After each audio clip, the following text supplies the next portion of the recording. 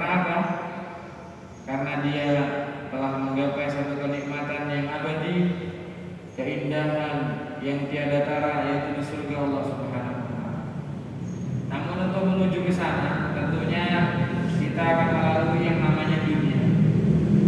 Dunia ini kita harus sukses dalam keseharian kita. Yang terutama yang harus kita perhatikan, kita harus benar-benar berkehidupan di dunia ini setiap harinya, setiap waktunya. Bagaimana kita buat untuk beribadah kepada Allah Subhanahu wa taala. Salah satu ulama mengatakan orang itu sukses ketika menjadi ibnu waktihi, ketika menjadi anak dari waktunya. Maksudnya bagaimana? Dia itu selalu memikirkan terlewat satu nafas dari dirinya pasti membuahkan ibadah kepada Allah Subhanahu wa taala. Seperti kita sore hari ini, kita tidak mau terlewat satu detik pun dari apa yang diberikan nikmat dari Allah kehidupan ini, kecuali beribadah kepada Allah Subhanahu wa taala. Maka mari di masjid ini, mari juga kita taklim, kita juga niatkan untuk beriktikaf. Karena apa? Karena pahala iktikaf akan terus jalan, akan terus diberikan oleh Allah, dan sekaligus kita akan mendapatkan pahala majelis ta'lim, belajar hadis, belajar firman-firman dari ayat Allah Subhanahu wa taala. Jadi yang pertama itu, kita harus benar-benar bagaimana waktu kita, memanage waktu kita untuk benar-benar waktu itu kita lewati semuanya berbuah pahala, semuanya beribadah kepada Allah Subhanahu wa taala. Bagaimana Ustaz, satu hari 24 jam kita beribadah terus, kita sholat terus, kita baca Quran terus? Tidak. Mungkin kalau kita bisa berbagi, usahakan bagaimana hari-hari kita, pagi hari kita minimal tidak terlewat sholat sunnah qobliyah tersebut. Apalagi di bulan suci Ramadan, apalagi di bulan suci yang sangat mulia ini, ibadah sunnah akan dipahalai dengan pahala dan thawab ganjaran wajib dari Allah Subhanahu wa taala. Maka kita sebagai orang yang beriman, kita akan selalu bagaimana haus dan bagaimana kehidupan ini berbuah pahala itu tadi. Maka mari, mungkin mulai besok atau kedepannya menjadi satu pegangan, satu prinsip hidup, saya tidak terlewat dari kehidupan saya di dunia ini kecuali pagi hari saya bangun minimal, kalau saya tidak bisa qiyamul lail, minimal saya bisa sholat sunnah qobliyah tersebut. Karena akan dipahalai oleh Allah Subhanahu wa taala sesuai janji Nabi Muhammad SAW, rakaat al-fajri khairun minad dunya wa ma fiha.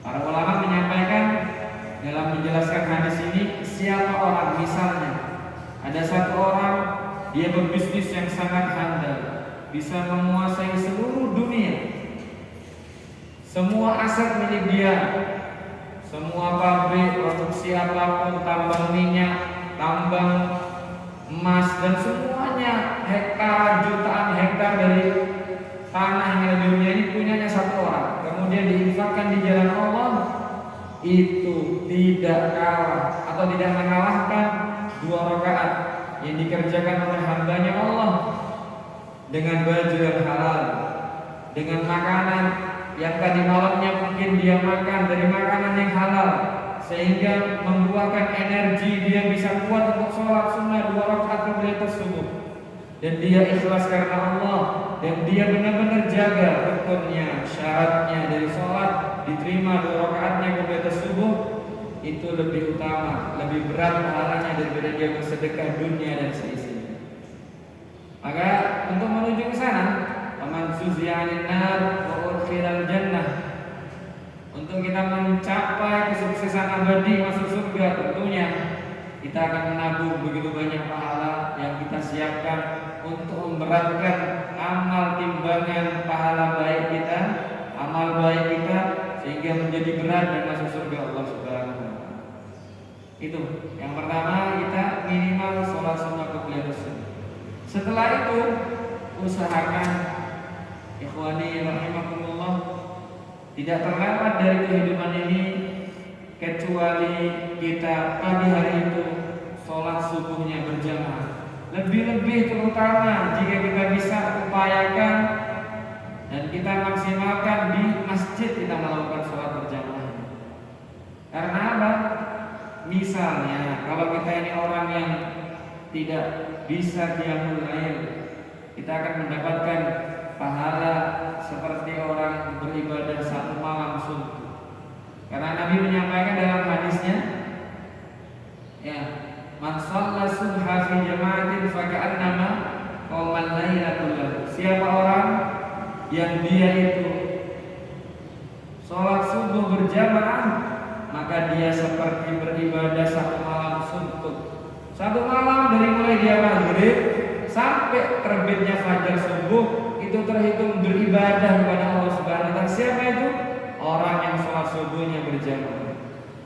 Maka ikhwani rahimakumullah, di bulan yang mulia ini mari yang pernah tinggalkan sholat subuh berjamaah itu akan membuat kita menjadi orang yang akan sukses insyaallah. Karena apa? Ustaz, sepertinya yang antum sampaikan tadi itu adalah kesuksesan akhirat. Seakan-akan kesuksesan itu juga nggak ada di dunia, adanya di akhirat. Tidak. Justru karena saya sampaikan seperti ini, dunia ini akan menjadi baik. Dunia ini akan dijamin oleh Allah ketika kita benar-benar punya hubungan baik dengan Allah Subhanahu wa taala, dengan ibadah-ibadah yang kita lakukan kepada Allah Subhanahu wa taala. Satu contoh ya, ayat Allah Subhanahu wa taala berfirman di surat Al-Baqarah. Ya. Di surat Al-Baqarah ayat 194. Allah Subhanahu wa taala itu berfirman, dan sering saya sampaikan di masjid ini, bahkan mungkin 2-3 kali saya nyampaikan ayat ini. Apa Allah berfirman? Wattaqullah wa'lamu annallaha ma'al muttaqin. Ya, wattaqu, dan bertakwalah kalian semua wahai hamba-Ku. Allah kepada Allah, wa'lamu, dan ketahuilah kalian semua, annallaha, pakai taukid ya. Annallaha, sesungguhnya Allah, ma'al muttaqin, bersama dan selalu mengiringi dan selalu membantu dan selalu mensukseskan orang-orang yang bertakwa kepada Allah Subhanahu wa taala. Maka kalau kita punya harapan dan cita-cita, mungkin itu ternilai duniawi, kesuksesan dalam karir, kesuksesan dalam perdagangan dan bisnis kita, itu bisa kita mulai dengan kita memperbaiki hubungan dengan Allah Subhanahu wa taala. Dengan apa? Dengan bertakwa kepada Allah. Ya. Dan ya, para ulama sepakat, orang yang sholat subuhnya itu berjamaah dan dia bangun sebelum subuh, bahkan seharinya dia akan berkah. Seharinya dia akan lebih dekat dengan Allah. Keseharian dia akan condong ke ibadah kepada Allah Subhanahu wa taala. Dan hatinya akan tenang. Ya, kalau hati sudah tenang dan dia dibarengi dengan beribadah kepada Allah secara total di hari itu, akan datang ilmu-ilmu, ide-ide, gagasan-gagasan, inisiatif, inspirasi positif dari Allah Subhanahu wa taala.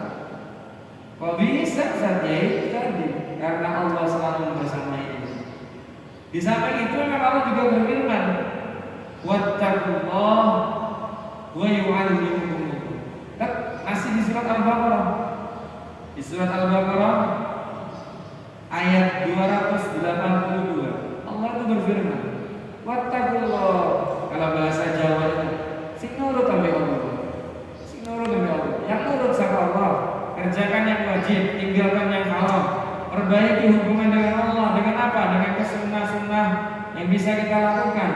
Wa yu'allimukumullah, Allah akan ajari ilmu-ilmu, atau bahasa intinya Allah akan munculkan di pikiran kita tuh ide-ide dan gagasan yang baik yang mungkin peluang itu tidak pernah dipikirkan oleh orang-orang. Itu barokahnya apa? Barokahnya kita hubungannya baik, ketakwaannya baik dengan Allah Subhanahu wa taala. Maka dari itu ikhwani rahimakumullah, ya, kalau kita bicara kesuksesan hidup baik di dunia ini ataupun nanti pastinya kesuksesan yang abadi, yaitu kita bagaimana lolos dari neraka, masuk surga Allah Subhanahu wa taala, tidak ada jalan lain kecuali di setiap waktu dari hari-hari kita benar-benar arahkan untuk taat dan berbuat ibadah kepada Allah Subhanahu wa taala. Setelah itu gimana Ustaz? Habisnya salat subuh, ya kalau antum mungkin orang yang suka dan gemar bertilawah, silakan bertilawah Al-Quran 1 halaman, 2 halaman. Ustaz, saya tidak ada arah ke sana. Saya mungkin kalau ba'da subuh itu dibaksa mengaji ngantuk Ustaz. Ya sudah, ada pilihan zikir-zikir yang bisa dibaca dari Nabi Muhammad SAW. Dan itu juga ya mempermudah dan memperbagus finansial kita dan kehidupan kita di dunia ini. Contoh seperti ya, Nabi itu menyampaikan dalam sholat subuh, ketika orang itu berwirid seperti ini, Hasbiyallahu la ilaha illa huwa alaihi tawakkaltu wa huwa rabbul arsyil azim. Hasbiyallahu la ilaha illa huwa alaihi tawakkaltu wa huwa rabbul arsyil azim. Di kitab Al-Adhkar, Al-Imam An-Nawawi mencantumkan hadis ini. Apa kata Nabi Muhammad SAW? Kecuali orang itu akan dicukupkan mahammu, apa yang membuat dia sumpah. Dia sumpah apa? Kepikiran apa? Pengen sukses apa? Dia mungkin ada target apa yang membuat pikirannya itu penat, membuat dia selalu memikirkan target itu dalam hidupnya.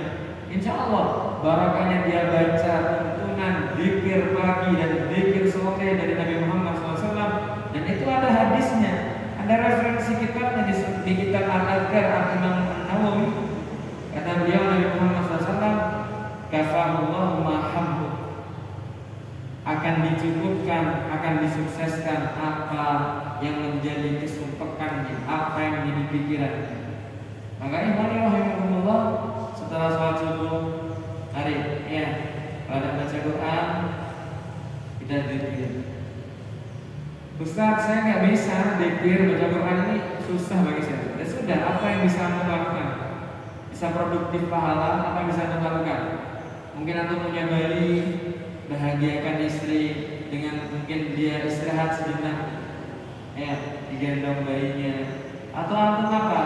Ngajak ngobrol istri, ngajak ngobrol keluarga, sekedar jalan-jalan, melihat pemandangan di sekitar rumah, ya bercengkrama yang baik dengan istri, dengan keluarga, itu pahala kepada Allah Subhanahu wa taala. Ya, itu pahala. Dalam hadis Nabi Muhammad SAW menyampaikan, idkhalus surur fi qalbil mu'min afdalu min ibadati sittina sana. Ya, meskipun hadis ini hadis dhaif, tapi tidak apa-apa. Membahagiakan orang lain itu pahalanya gede, bahkan pahalanya lebih daripada kita beribadah selama 60 tahun. Dan memang begitu. Idkhalus surur, memberikan kebahagiaan kepada orang lain, itu adalah buah pahala. Ya. Terus seperti itu sehingga keseharian kita penuh dengan ibadah kepada Allah Subhanahu wa taala. Setelah itu mungkin antum persiapan untuk pergi ke kantor, diniatkan. Apa niatnya? Syarqul halal. Niatkan benar-benar untuk mencukupkan anak dan istri dari sesuatu yang halal. Bahkan dalam keterangan ulama di kitabnya beliau menyampaikan, orang yang tulus dan ikhlas berangkat dari rumahnya, niat untuk mencari halal, dia akan mujahidin fisabilillah seperti orang yang jihad di jalan Allah Subhanahu wa taala. Ya, antum pahalanya besar. Diniatkan dari jam 7 ngantor sampai jam 4 itu bernilai ibadah jika diniatkan untuk mencukupi anak istri dari sesuatu yang halal. Dan niatkan istighna lillah, istighna linnas, tidak butuh dengan bantuan manusia, mandiri. Kita menikmati rezeki langsung dari Allah dengan jeripayah keringat kita. Tidak sampai kita minta-minta untuk anak istri kita, tidak sampai kita minta-minta untuk kebutuhan keluarga kita. Niatkan untuk itu, maka dia ingin bernilai ibadah kepada Allah Subhanahu wa taala. Ya. Ikhwani rahimakumullah. Karena apa? Seorang yang beriman itu pasti tidak akan pernah kenyang dengan peluang-peluang pahala, peluang-peluang ibadah yang bisa dia lakukan di setiap hari. Nabi Muhammad bersabda, "La yashba'ul mu'min min khairin hatta muntahahul jannah." Seorang yang beriman, salah satu sifatnya orang yang beriman yang punya keimanan teguh kepada Allah, salah satu sikapnya dan sifatnya adalah dia la yashba', tidak akan pernah kenyang, terus kepengen, terus mencari, terus berburu apa? Min khairin, dari amal saleh, hatta muntahahul jannah, hingga puncaknya dia bisa sukses masuk surga Allah Subhanahu wa taala. Ini saya sebutkan tadi dengan ragam macam ibadah kepada Allah Subhanahu wa taala. Itu adalah jalan bagaimana membuat kehidupan ini berkah. Ya, tentunya dalam kehidupan ini jika sudah berkah dan dekat dengan Allah Subhanahu wa taala, seperti firman Allah Subhanahu wa taala tadi, wattaqullah wa alamu annallaha ma'al muttaqin. Orang kalau turut sama Allah, yang wajib dilakukan, yang haram ditinggalkan, ketahuilah Allah bersama dia. Bayangkan ya, Allah bersama dia. Kita takut apa kalau Allah sama kita? Kita khawatir apa kalau Tuhan Rabbul Izzah bersama kita? Takut apa gitu? Khawatir apa? Akan bisnis kita khawatir apa? Ya, kita seakan-akan mengecilkan Allah. Jangan pernah seperti itu. Ya. Tapi ketika kita benar-benar husnudzon kepada Allah dengan ibadah yang kita lakukan, dengan pendekatan kita kepada Allah Subhanahu wa taala, itulah ada Allah, ada bantuan dari Allah untuk semua yang menjadi harapan dan cita-cita kita di dunia ini akan diberikan kesuksesan dari Allah Subhanahu wa taala. Dan yang kedua tadi ayat firman Allah, wattaqullaha wa yu'allimukumullah. Orang itu kalau bertakwa, menurut sama Allah, akan diberi inspirasi. Peluang bisnis yang tidak pernah dipikirkan orang-orang lain, barangkali dia taat sama Allah muncul. Mohon maaf ya, muncul di kepalanya, muncul di pikirannya. Karena apa? Dia langsung diberikan dari Allah Subhanahu wa taala. Hindari riba, hindari muamalah yang haram. Kenceng dalam kehidupan ini untuk taat kepada Allah Subhanahu wa taala. Nanti Allah akan hadirkan inspirasi-inspirasi positif untuk kita menapaki jalan kehidupan dunia ini sehingga menjadi orang yang sukses. Selain itu semuanya ibadah, ya, bagaimana kita menjadi orang yang taat kepada Allah Subhanahu wa taala. Kita semua juga dituntut menjadi pribadi yang syukur kepada Allah Subhanahu wa taala. Guna untuk apa, Ustaz? Ya, syukur ini bagaimana dengan nikmat yang diberikan oleh Allah, ya, kesuksesan yang sudah diberikan oleh Allah Subhanahu wa taala. Dengan kesuksesan itu kita akan terus bahkan pantas untuk diberikan karunia-karunia yang baru. Ya. Orang itu kalau kurang bersyukur, ya, maka dia jangan berharap akan diberikan nikmat yang lebih besar. Ya. Ada ungkapan ulama mengatakan untuk mengikat nikmat yang kita rasakan atau yang Allah anugerahkan kepada kita dan kita merasa tidak kepengen kehilangan nikmat tersebut, maka syukuri nikmat itu. syukuri nikmat dari Allah Subhanahu wa taala. Kita kepengen, misalnya kita ini sudah mencapai satu target kehidupan tertentu yang kita nyaman di zona itu. Ya, kita menjadi pebisnis yang omsetnya mungkin satu bulannya lebih dari 10 juta, barangkali seperti itu ya. Bagaimana kita pengen secara batin ya, ikhtiar secara batin kepada Allah Subhanahu wa taala, ingin nikmat 10 juta omset ini tidak luntur, tidak anjlok, tidak hilang dari kehidupan kita. Apa salah satunya? Ikhtiar batin kita dengan ibadah tadi yang sudah disampaikan ya. Terus beribadah, terus nurut sama Allah, teruslah isi kehidupan kita dengan amal soleh. Selain itu, kita harus ikat itu semua dengan bersyukur kepada Allah Subhanahu wa taala. Banyak orang salah paham tentang syukur. Syukur itu adalah sarfun nikmah lima khuliqta min ajli. Bagaimana mentasarrufkan? Apa bahasanya? Bagaimana semua nikmat yang dititipkan kepada kita dari Allah Subhanahu wa taala kita gunakan untuk kendaraan menggapai nikmat yang abadi, yaitu ibadah-ibadah baru kepada Allah Subhanahu wa taala. Contoh sederhana begini. Kita punya penglihatan. Sore ini kita bisa membaca karena apa? Penglihatan kita ini terang. Tanpa kacamata pun bahkan saya bisa membaca tulisan-tulisan di kitab. Bagaimana cara saya mensyukuri nikmat mata ini?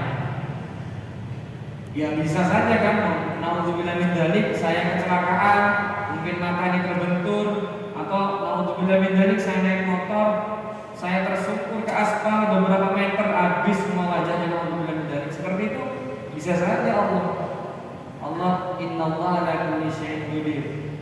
Untuk kita mengikat nikmat mata ini bersyukur. Bagaimana cara mensyukuri mata ini?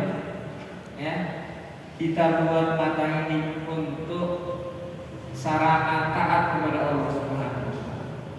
Memandang wajah orang tua kita dengan penuh cinta, dengan penuh ta'zim, pengagungan, penghormatan. Atau kalau tidak, kita bisa melihat hal-hal yang positif. Apa yang bisa kita lihat? Kita bisa lihat Al-Quran, kita bisa baca buku, yang dari buku itu membuat kita tergugah untuk ibadah kepada Allah Subhanahu wa taala. Walhasil, jaga nikmat mata ini justru mendatangkan perilaku-perilaku yang dimurkai oleh Allah Subhanahu wa taala. Orang sehat penglihatannya. Kemudian mohon maaf, naudzubillah min dzalik, dibuat untuk nonton film-film yang tidak baik, yang terbuka auratnya, yang ada adegan-adegan yang tidak baik. Itu meskipun sehari baca 1000 alhamdulillah, alhamdulillah, alhamdulillah, wiridan terus alhamdulillah, yang katanya dia mau bersyukur kepada Allah, tapi dengan dia berdosa dengan nikmat yang diberikan oleh Allah, dia tidak termasuk orang yang bersyukur secara hakikat dan sesungguhnya kepada Allah Subhanahu wa taala. Maka kembali kepada keomongan saya yang kedua, selain tadi menjadi orang yang disiplin dalam waktunya, diisi waktunya dengan ibadah kepada Allah Subhanahu wa taala, dengan itu pun mendatangkan keberkahan-keberkahan, dengan itu pun mendatangkan pertolongan-pertolongan dari Allah. Yang ketiga, untuk terus sukses ada dalam kehidupan di dunia ini, dalam kehidupan kita terus bersyukur dengan apa yang nikmat yang diberikan nikmat dari Allah Subhanahu wa taala. Yang bersyukur seperti itu. Jangan sampai kufur. Ya. Jangan sampai kufur dengan nikmat yang diberikan oleh Allah Subhanahu wa taala, justru itu akan mendatangkan azab yang berikutnya. Kita ini akan ditanya, ya, ngeri ya. Kita ini akan ditanya, ya ibnu Adam, wahai anak cucu Adam, kau dapat harta dari mana? Dari jalan yang seperti apa? Digunakan untuk apa? Itu ditanya detail. Ya. Bahkan saya tuh baca satu kitab, dapat keterangan orang itu cuma tanya gini saja. Temannya punya baju baru. Kemudian temannya datang, dia tanya, kamu beli baju di mana, harganya berapa? Ini kalau nggak ada niat ibadah, itu termasuk menyia-nyiakan umur. Karena apa? Dia sudah ngomong itu beberapa menit, tidak ada kosong dari ibadah kepada Allah Subhanahu wa taala. Dia tidak mensyukuri nikmat dari umurnya ini. Dan itu hisabnya akan panjang. Akan ditanya, kok bisa kamu ngomong seperti itu?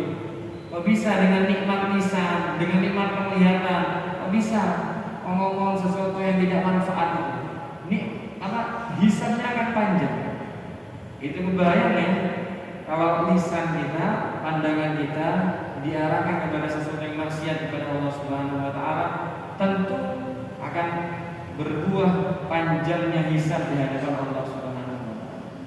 Caranya bagaimana Ustaz? Kalau tadi itu sekedar ngobrol ringan seperti tadi itu berbuah pahala, itu niatkan untuk bersilaturahim atau menyapa saudara kita dengan hangat, atau membahagiakan mereka dengan sekedar bertanya akan hal-hal yang mungkin memulai obrolan secara hangat.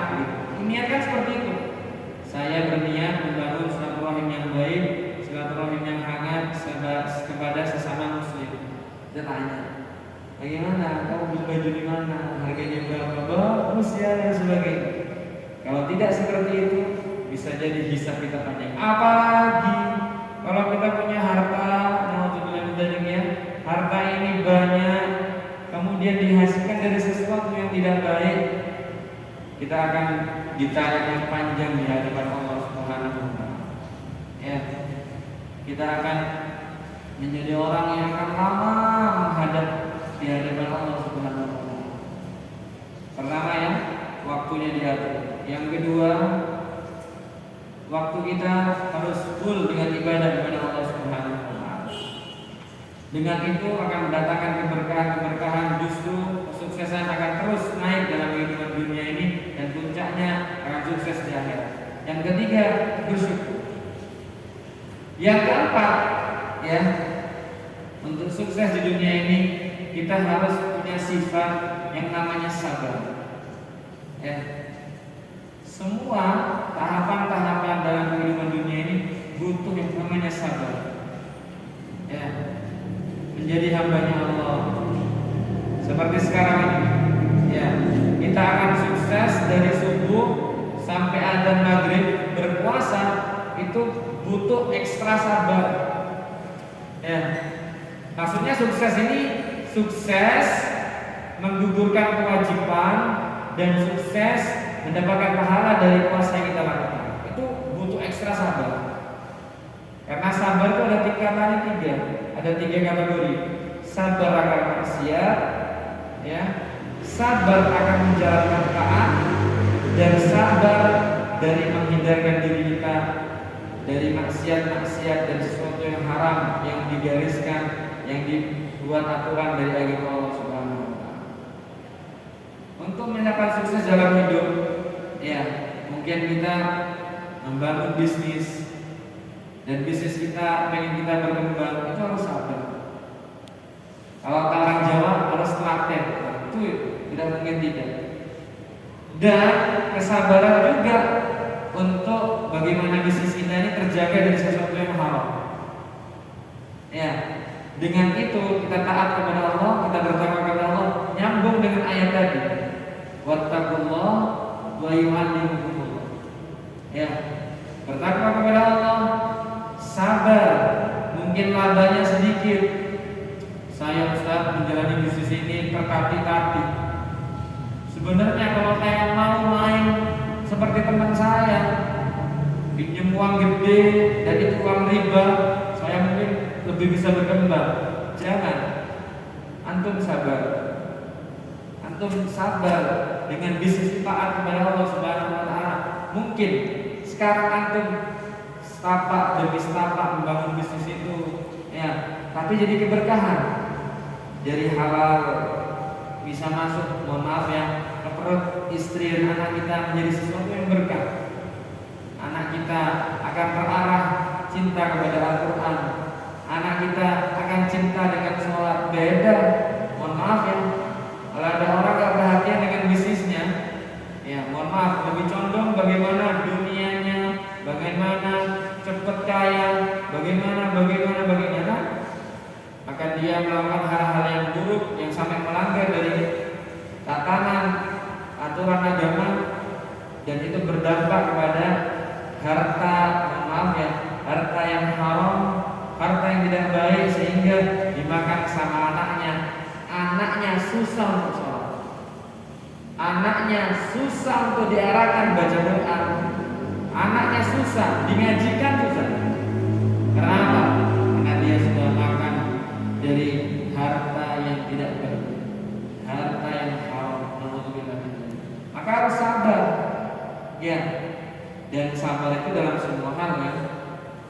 Kalau membangun bisnis, mungkin dia menghadapi karyawan, menghadapi konsumen, ya, itu harus sabar. Dan juga harus sabar tadi seperti yang saya sampaikan, taat kepada Allah Subhanahu wa taala. Sehingga dengan sifat sabar ini dalam kehidupan dunia ini kita akan menuai sebuah kesuksesan.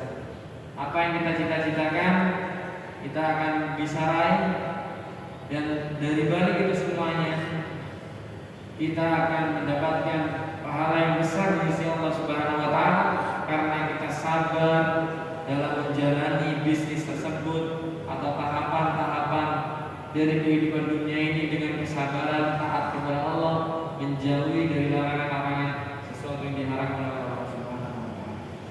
Yang terakhir dari kiat-kiat kesuksesan dalam kehidupan dunia ini, jangan lupa berdoa, ya.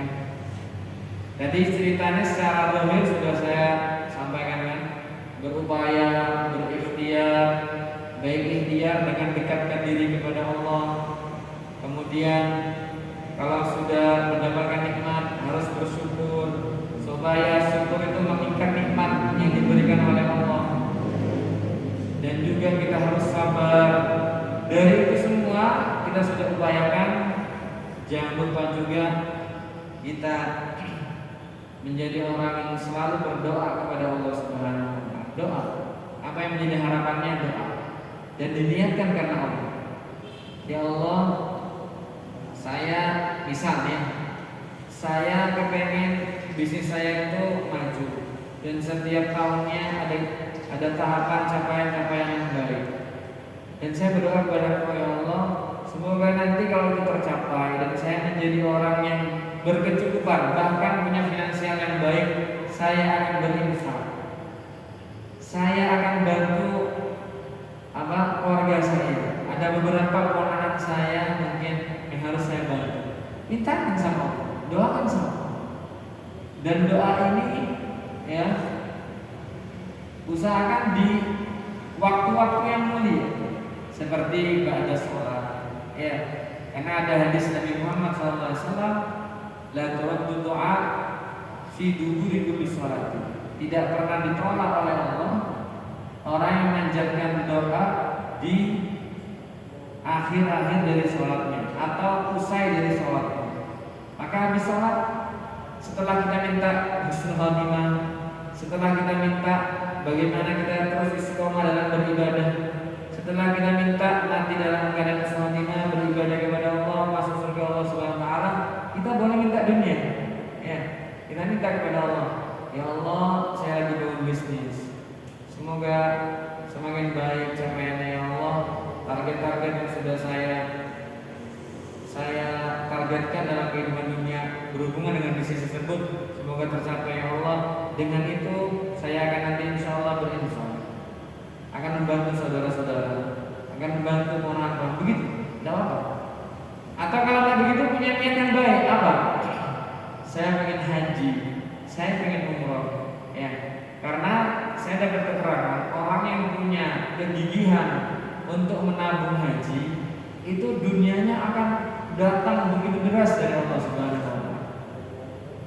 Siapa orang yang pengen nabung haji dan sungguhan niat pengen ke Baitullah, itu akan datang rezekinya dari Allah Subhanahu wa taala. Bahkan sebagian dari guru-guru itu menyarankan kepada kita orang, kalau antum pengen bisnisnya lancar, coba dari hasil pekerjaan itu tabungkan untuk haji. niatkan untuk haji kepada Allah, insya Allah barokah niat mulianya antum ke Baitullah, Allah akan datangkan rezeki yang lebih banyak kepada antum. Ya. Maka dari itu, mari ya, doa ini jangan lupa.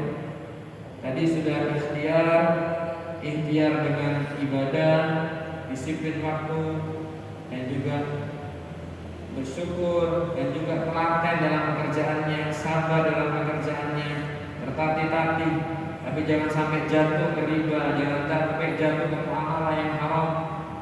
Lepas dari itu semuanya, kita harus tetap berdoa kepada Allah Subhanahu wa Ta'ala. Tapi dalam hal berdoa, nah kita ini harus menjadi hamba Allah yang cerdas. Ya, kita pilih waktu-waktu yang mulia. Ya, saya sarankan seperti tadi, habisnya sholat maktubah. Kalau tidak itu di antara adzan dan iqamah. Dan doa bainan adzan buat iqamah. Di antara adzan dan iqamah banyak doa kepada Allah. Kemudian indal iftar. Ya, ketika kita berbuka puasa, bukan mau berbuka ya, makan sedikit ya, habis itu berhenti doa banyak semua. Karena orang yang lagi berbuka puasa itu doanya double. Ya.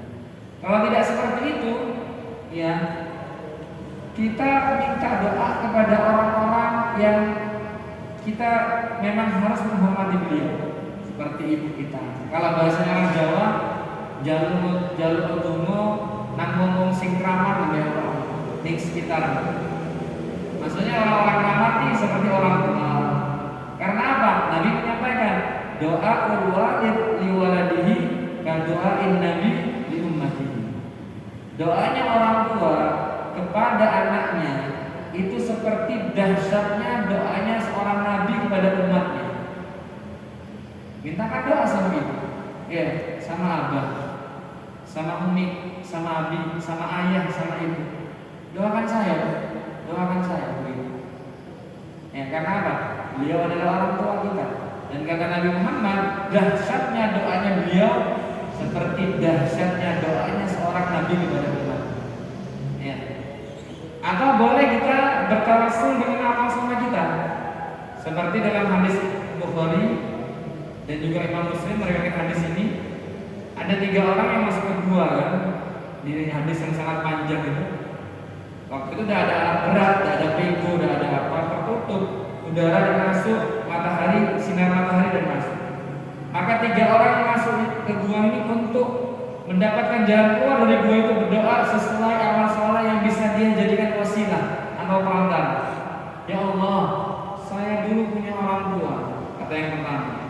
Saya sangat berbakti kepada kedua orang tua saya. Satu malam saya kelewat, tidak ngasih makan malam kepada orang tua saya. Saya pulang terburu-buru dan saya berdiri di samping orang tua saya megang makanan, berharap orang tua saya itu bangun, langsung saya sodorkan makanan ini. Ternyata tidak bangun sampai subuh. Padahal anak saya nangis kelaparan, istri saya juga belum makan. Ya Allah, kalau itu adalah amal soleh yang diterima di sisi Engkau, aku minta berikan jalan yang keluar dari gua ini. Maka bergerak itu batu sedikit sehingga cahaya masuk. Yang kedua, berdoa lagi. Ya Allah, aku pernah kesengsem sama seorang perempuan di desa aku. Dia orang yang soleh. Satu ketika ternyata perempuan ini butuh biaya untuk ibunya. Aku adalah orang yang punya uang banyak. Sehingga cerita perempuan ini mau diajak berzina dengan orang laki-laki itu. Ya, ketika sudah seperti itu, uang sudah dikasih ke perempuan itu. Ketika dia mau memulai untuk berzina, perempuan itu bilang, Mas, yang takut sama Allah, bertakwa sama Allah, maka aku urungkan niat tersebut.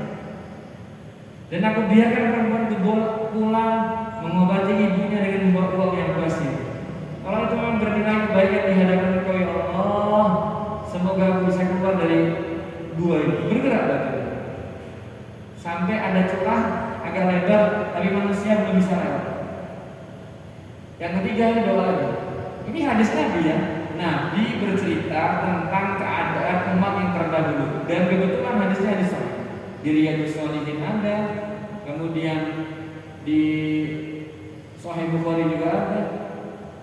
Kemudian yang ketiga bilang, saya punya karyawannya, karyawan saya ini mau saya gaji hilang, pulang kampung dia, dan tidak tahu di mana rumahnya. Akhirnya saya pegang gaji itu, saya belikan kambing, saya rawat, beranak pinak sampai banyak.